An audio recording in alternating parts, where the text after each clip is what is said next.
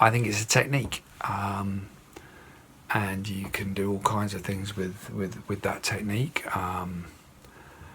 What I like about the effect it creates in the pieces I've been working on is that it is hard to place them. It's hard to be sure exactly what they are. Are they poems? Are they fictionalized in some way? Are they just is it as straightforward as it seems? And I think that's a really bad description of why, but I think what it means is because you can't quite fit them into an easy category that you're comfortable with, you read in a different way. It forces a certain amount of attention from you that you might not normally bother with, and that means your appreciation of the words is different.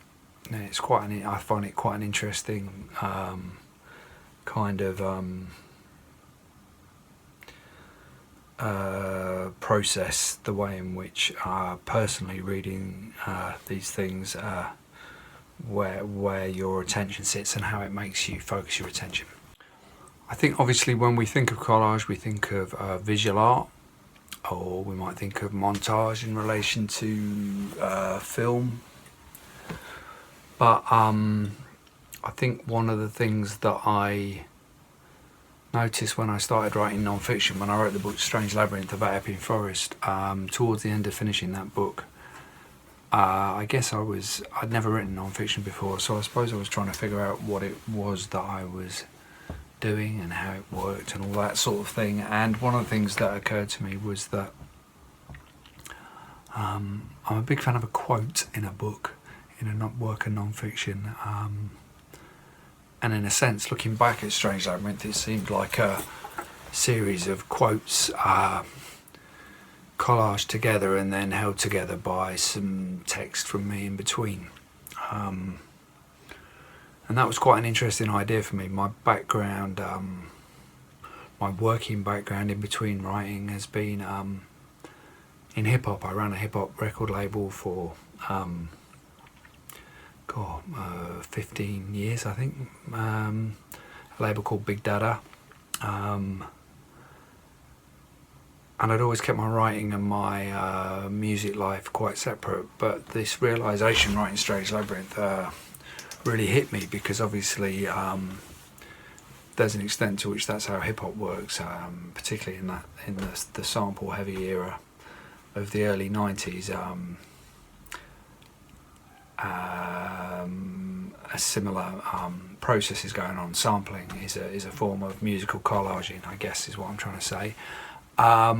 So that became a point of intersection between these two sides of my life, the music side and the writing side, which is why I decided to write my next book about the Wu-Tang Clan's first album, Into the Wu-Tang 36 Chambers, to see if I could apply this kind of sampling aesthetic back to hip-hop itself. And as I finished that, I began to wonder whether it was possible to take out the mortar, in effect. If you think of the samples, the quotes as the bricks of a building, then what I was providing was the mortar in between them. So I wondered whether I could write something that was just quoting other people. The truth is, I don't know if this is a common experience, but I'm finding it quite hard to focus on reading at the moment. It's an odd time. So what I've done is I've picked up all the books that are by my bed that I'm reading all at the same time. I'm reading Country Music by Will Burns, a very talented poet, and also a lovely guy who I'm lucky enough to know a little bit. How to describe Will's poems? What I really like about them is that they have a kind of modesty to them, a kind of quiet, a quietness of tone, combined with a really acute noticing. I don't know anything about how to talk about poetry, so this is kind of laughable, but it's a brilliant book. Yeah, probably more of them are nature poems than anything else, but that kind of is a bit of a limiting name for them. Anyway, check it out, it's great. It's from Offord Road Books. It came out during this whole lockdown, so you can buy it from Offord Road Books website, and it's well worth getting. I've been reading The Fragments of My Father by Sam Mills. That's a proof. I've known Sam for a long time now, and this is a memoir about her caring first for her mother, who died of cancer, and then her father, who suffers from schizophrenia, and is an incredibly honest account of that, and really interesting. Also combines a lot of writing about Leonard Woolf, who cared for Virginia Woolf in Sam's reading, and F. Scott Fitzgerald and Zelda Fitzgerald. Anyway, there's that. I picked this up recently and started reading it again. I love all the late Beckett's. Ill Seen, Ill Said is one of my favourites.